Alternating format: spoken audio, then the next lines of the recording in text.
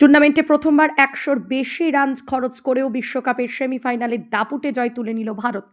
ইংল্যান্ডকে হারিয়ে চলতি মহিলা অনূর্ধ্ব-১৯ টি-২০ বিশ্বকাপের ফাইনালে উঠল ডিফেন্ডিং চ্যাম্পিয়ন ভারতীয় দল। গতবার মেয়েদের অনূর্ধ্ব-১৯ টি-২০ বিশ্বকাপের ফাইনালে ইংল্যান্ডকে হারিয়ে ট্রফি জেতে শেফালি বর্মার নেতৃত্বাধীন ভারতীয় দল।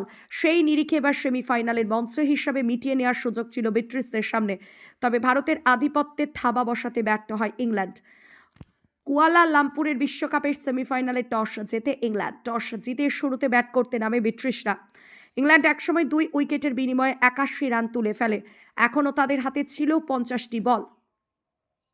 সুতরাং ইংল্যান্ড ১৫০ রানের গণ্ডি ছাড়িয়ে যেতে পারে বলে মনে করা হচ্ছিল। ওপেন করতে নেমে ইংল্যান্ডের হয়ে সবথেকে বেশি ৪৫ রান করেন ডেভিনা পেরিন। ৪০ বলের ইনিংসে তিনি ৬টি চার ও ২টি ছক্কা মারেন। ৩০ রান করেন ক্যাপ্টেন অ্যাবি নরগ্রোভ। ২৫ বলের ইনিংসে তিনি ৩টি চার ও ১টি ছক্কা মারেন। আমু সুরেন কুমার ১৩ বলে ১৪ রানে যোগদান রাখেন। তিনি ১টি চার মারেন। ইংল্যান্ডের আর কোনো ব্যাটার ২ অঙ্কের রানে পৌঁছাতে পারেননি।